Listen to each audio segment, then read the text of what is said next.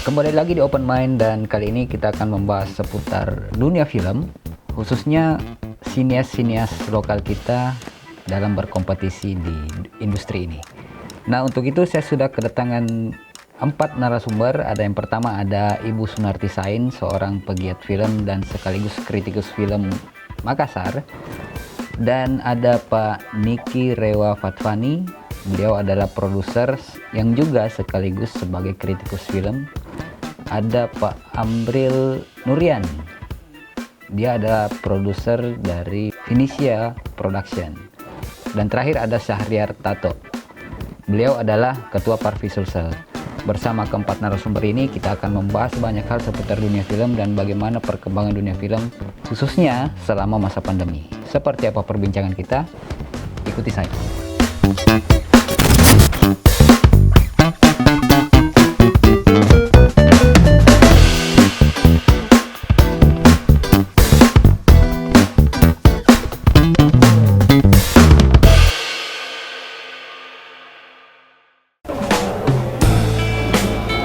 Assalamualaikum Bapak. Waalaikumsalam Ibu. warahmatullahi wabarakatuh. Ada Pak Niki, ada Bu Buna. Iya. Ada Pak Bur. Nah, seperti saya jelaskan tadi, saya sudah kedatangan 4 narasumber hebat dari dunia film. Ada Kauna, kritikus film. Ada Pak Niki. Ada Pak Syahri. Ada Pak Amril. Nah, kali ini kita ngangkat soal industri film, nasib industri film lokal ya. Industri film lokal yang bisa dibilang ngap-ngapan selama pandemi. Gue. Nah, sebelum saya masuk ke situ saya mau tanya kabar dulu Pak Ibuna. Apa kabar? Alhamdulillah sehat. Keep fight, tetap Keep bertahan, tetap berkarya. Pandemi gimana, Bu? Ya, semua orang pasti kena dampaknya, tapi tidak menghentikan kita untuk berkarya. Nah, Pak Syahriar Tato, apa kabar, Pak? Kabar baik, alhamdulillah. Kegiatan, Pak, selama pandemi? Kegiatan saya yang utama itu adalah dosen ya, pengajar ya. Kemudian yang kedua saya konsultan ya, konsultan tata ruang. Ya. Terus di pandemik ini tentu saja karena kita tidak bisa bikin film, kita mulai pancing ya dengan membuat film-film pendek, film-film YouTube, dengan harapan kalau banyak yang suka film kita melalui YouTube itu maka akan ditingkatkan menjadi film layar lebar. Oke, sih.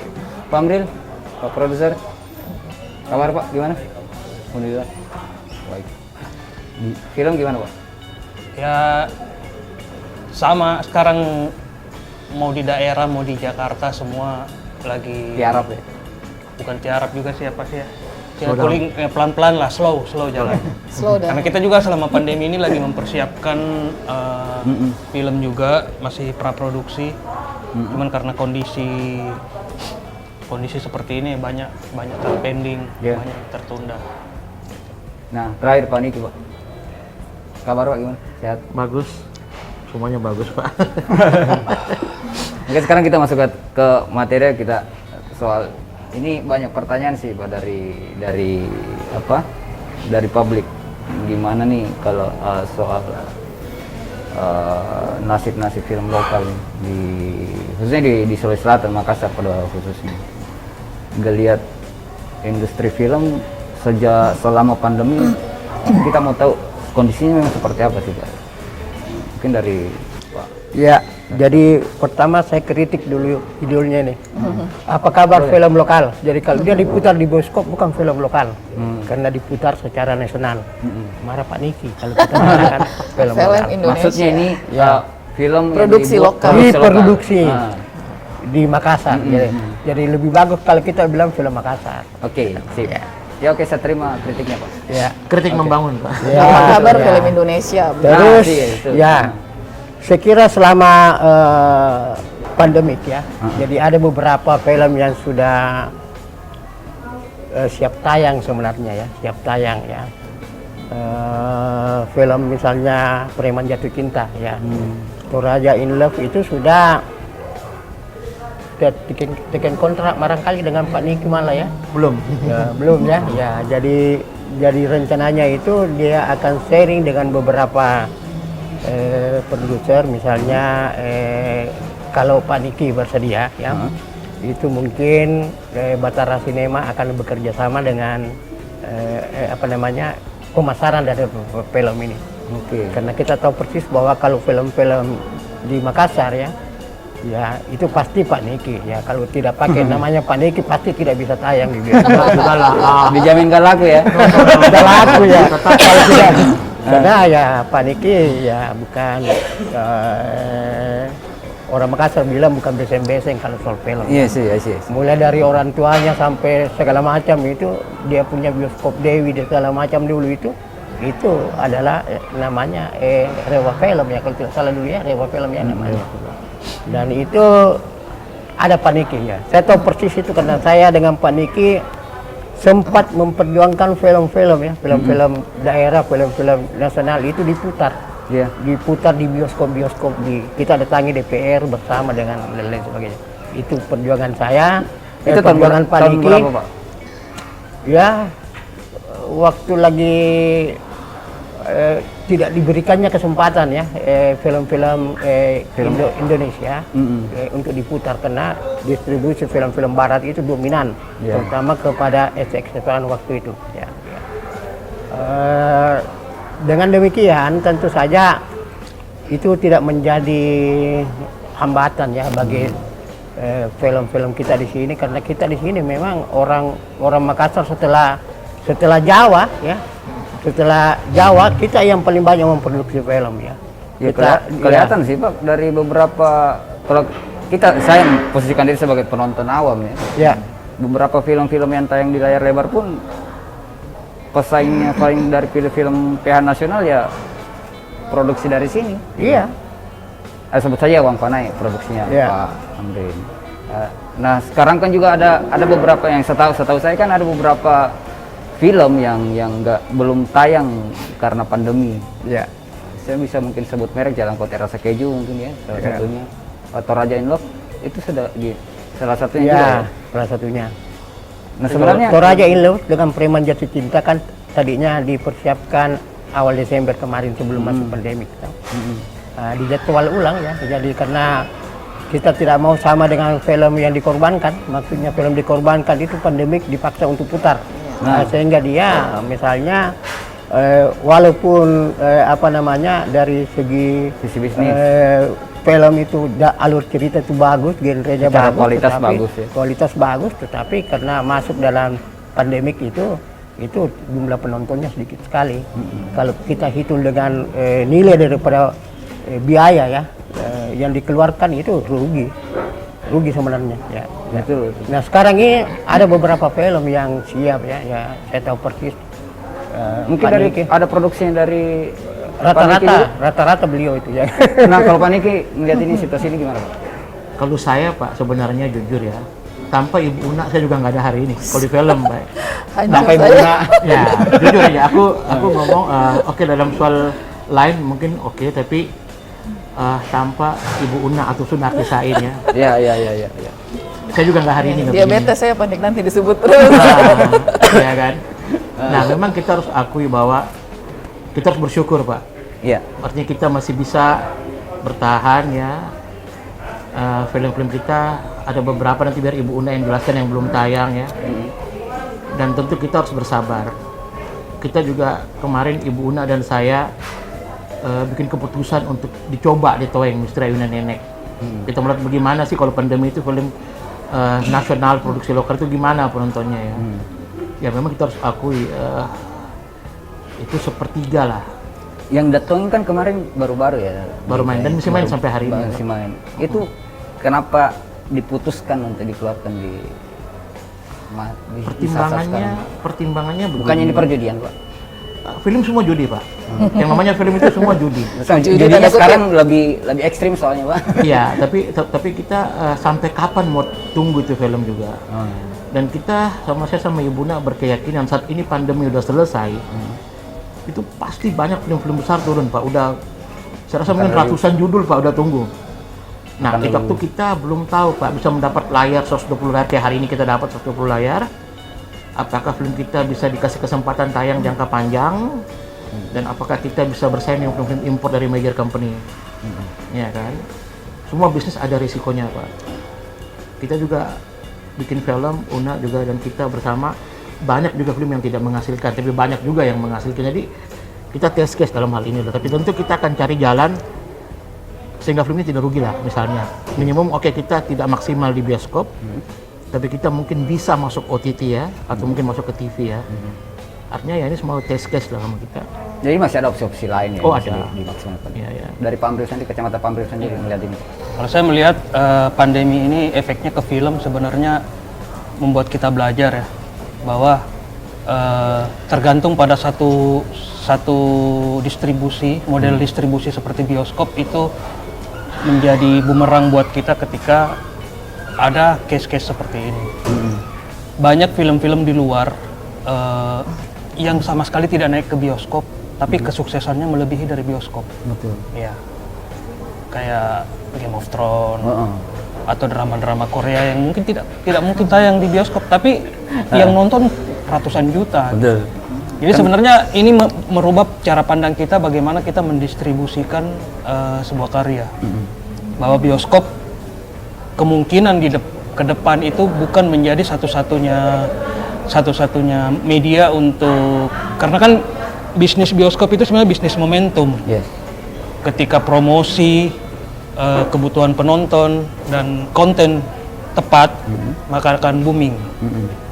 Tapi ketika judul cerita bagus, promosinya bagus, tapi Momentumnya yang tidak tepat, yang ngeflop juga gitu. Iya. Sementara di luar sana OTT yang kayak Netflix, iFlix, Viu dan segala macam itu yang sementara belajar jalan ini sudah pelan-pelan mulai mengambil peran distribusi. Kalau dulu kan bisa dibilang distribusi itu dalam tanda kutip dikuasai oleh big company. Mereka yang memutuskan ini disebar kemana. Sekarang polanya udah berubah. Jadi kita sebagai pembuat film akan lebih melihat bahwa peluang distribusi film kita itu sebenarnya jangan tergantung penuh ke bioskop. Gitu. Jadi opsi yang dijelaskan pada Iya, kita ada makanya. banyak opsi lain. Jadi kemungkinan kemarin itu Deto yang ditayangkan itu pasti ada urusannya, pasti ada hubungannya nanti ke OTT. Kenapa ditayangkan ke bioskop dulu supaya bisa mungkin jalan ke Iya, OTT betul, Pak ya? benar. Karena kalau mungkin saat ini masih ada dalam tanda kutip ya perseteruan antara OTT dengan bioskop. Kalau film udah masuk OTT, bioskop nggak mau terima misalnya seperti itu. Iya, betul. Jadi supaya win-win solution ya masukin bioskop dulu untuk memenuhi syarat bisa masuk ke OTT. Gitu. Jadi dipancing dulu ke situ. Dipancing dulu. Cerdas juga strateginya Pak Dik. Tapi ada juga bioskop, ada juga OTT yang menawar murah sebuah film kalau udah main bioskop. Ya. Jadi resikonya adalah setiap bisnis punya resiko. Saya kasih contoh film Guru-Guru Gokil. Itu kan tidak main bioskop, tapi langsung bisa masuk ke OTT. Nah, Tarung bervariasi. Sarung juga pun begitu. Juga begitu ya. Tarung Sarung Iya, yang betul. produksinya. Cuma risikonya satu, kalau begitu masuk ke OTT, seperti kita, Ibu Una kemarin sama kita bikin sikap bahwa jual film kita Tinulat HP, sama Uang Panai, sama Suhu Beku. Kita jual ke Viu. Nah, kita juga sengaja, walaupun harganya nggak maksimal, tapi kita kepengen, kita udah tanam diri lah, maksudnya ada akses untuk ke OTT. Sekarang kita lagi masuk ke Netflix dan Disney. Nah, memang kalau masuk ke OTT, Pak, itu besar risiko kita punya film dibajak, Pak, masuk ke YouTube. Iya. Besar sekali. Nah, kalau film kita udah masuk ke YouTube, nah itu kan berat sekali, Pak. Contohnya sampai hari ini, saya dan Una mesti pertahankan Anak Budak Palsu, Halo Makassar. Ada beberapa titel itu kita jaga ketat, Pak. Tidak akan ketemu satu keping pun yang namanya DVD bajakan. Sekarang saya belum nemu. Nggak ada DVD-nya. Nggak ada. DVD bajakan tidak ada. Kita belum cocok dengan TV swasta. Kita juga belum ketemu dengan OTT yang bisa menilai film ini sesuatu gitu ya. Tidak ditimbang kilo gitu. Kayak besi tua Pak. Iya, kita juga tahan aja Pak. Gak apa-apa sih. One day kita akan tembus kok. Karena kita kan cuma bukan di dunia film nasional. Una tahu dan kita memang udah lama. Kita di dunia film impor juga Pak sebenarnya. Nah sebenarnya regulasi untuk masuk OTT seperti apa? Mungkin Ibu nggak bisa jelaskan. Iya, sebenarnya kan OTT itu Tunggu dulu sebelum masuk ke situ jelasin dulu OTT itu apa? Siapa tahu ada yang ngira operasi tangkap tangan. bukan OTT KPK ya. Jadi dia semacam platform seperti Netflix, Viu, iFlix, kemudian ada Disney. Catchplay ada juga. Ya, kepanjangannya apa ya, lupa saya OTT itu. Pokoknya platform baru lah, media baru Khusus untuk per film. Ya, film dan dia juga tergantung ininya, platformnya sebenarnya, karena berkembang juga kan OTT semakin kesini semakin berkembang. Kalau tadi Pak Diki sampaikan bahwa saya tadi tertarik dengan pernyataannya Pak Niki ya, kenapa kemudian film misteri Ayunan Nenek kita putuskan untuk tetap tayang di masa pandemi. Ini juga memang perdebatannya panjang. Jadi tawar-menawar dengan bioskop juga itu mungkin ada sebulanan ya Pak Nik ya. Ketika dari pihak manajemen 21 menelpon mengabari bahwa Una ini gimana, kita ada tanggal di tanggal sekian, tapi ini kan masih masa pandemi. Keputusan ada sama PH tentu. Jadi saya juga meluruskan juga sedikit tadi yang Pak Syahriar Tato mengatakan bahwa ada kesan pemaksaan. Sebenarnya tidak dipaksa juga Kak. Karena pilihan itu ada ke kita, tapi kita juga kan tahu diri. Ada banyak sekali film yang antri di manajemen 21. Kalau kenapa saya sebut 21? Karena inilah jaringan yang paling besar saat ini, yang punya 1000 lebih layar di seluruh Indonesia, dari Sabang sampai Merauke. Nah, makanya mereka sangat menentukan jumlah penonton kemudian akan kita dapat berapa, ya tergantung dari jumlah layar yang kita dapatkan dari pihak bioskop kan. Pada saat itu kita dapat tanggal, sebenarnya yang sebelum Misteri Ayunan Nenek kita sudah dapat tanggal untuk Walking Dead. Ada film dari Toraja. Itu bahkan kita sudah pasang poster di bioskop. Tapi kemudian pandemi, Covid, bioskop tutup. Awal-awal Maret, April waktu itu, ini akhirnya menjadi terpending. Nah, beberapa bulan kemudian ketika bioskop buka, kita ditawari lagi. Ini gimana? Masih mau main atau seperti apa? Pilihannya seperti ini. Tanggalnya tanggal sekian, sekian, sekian. Awalnya waktu itu kita putuskan jangan dulu karena Covid masih sangat tinggi kan. Penyebarannya beberapa kota bahkan zona hitam, bukan lagi zona merah. Nah, pada saat setelah masuk 2021 kita pikir sudah mulai ada program vaksinasi, bioskop juga sudah mulai memberikan kelonggaran walaupun okupansinya hanya 50%, tapi di daerah lain di Jakarta 25% bahkan. Dan ada lebih tinggi. Yes, Makassar jauh lebih tinggi dibanding Jakarta. Bahkan Surabaya dan Jawa Barat kalau saya nggak salah sama sekali belum buka bioskop. Medan juga belum. Medan juga belum. Ada beberapa kota yang memang bioskop belum buka. Jadi pilihannya memang sangat sulit pada saat itu. Tapi kita kemudian berpikir sampai kapan kita bertahan dalam situasi seperti ini. Sementara kita juga produksi. Walaupun produksi yang kemarin biasanya dalam 1 tahun kita bisa produksi 3 sampai 4 title. Di masa pandemi kita hanya bisa memproduksi 1 sampai 2 title. Produksi jalan terus, sementara masih banyak judul film yang belum tayang. Ya tentu kita berpikir strategis sampai kapan kita akan bertahan dalam situasi seperti ini. Kalau bukan kita yang memulai, semua kan pada tidak berani. Seperti Pak Syahriar tadi, tidak ada yang mau mengambil resiko. Dan mungkin karena kita orang Makassar selalu berani mengambil resiko, berani menantang ya, berani menantang situasi ini. Oke, kita putuskan waktu itu saya dan Pak Nik, kita main Pak, kita main dengan situasi begini, kita lihat seperti apa respon penonton kita, penonton terutama di Indonesia Timur karena memang pasar terbesar kita di Indonesia Timur, dan kita ingin juga menjawab ketakutan masyarakat untuk hadir di bioskop bahwa sebenarnya sudah sangat aman berada di bioskop dengan protokol kesehatan yang baik. Itu sebenarnya intinya. Dan kampanye kita kemudian beberapa minggu terakhir ini kita bahkan sudah bersurat beberapa organisasi ke Pak Presiden, ayo ke bioskop, kembali ke bioskop. Kita ingin ekosistem industri film ini hidup sama seperti industri lain. Sama seperti media yang juga terkena dampak pandemi, kita mau ini semua hidup. Jadi ekosistem industri ini harus hidup, tentu dengan protokol kesehatan yang baik. Saya kira poinnya di situ. Ya tentu ada trik-trik khusus yang dilakukan teman-teman, khususnya di teman-teman industri film. Tapi nanti kita bahas itu setelah di segmen 2 setelah break berikut. Tetap di Open Mind.